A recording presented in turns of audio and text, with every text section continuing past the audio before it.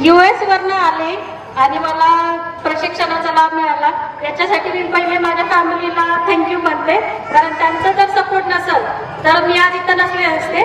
पण ह्या टीमने मला सर्व काही शिकवलं, मी ते सर्व लिहून घेतलं. मी आता रोज प्रॅक्टिस करून मी US ला जाऊन जी कला आहे ती सगळी मी कला त्यांना शिकवणार आहे. माझ्या परीनं जेवढं पॉसिबल आहे मी 10 जणांना जरी शिकवलं तरी पण चालेल.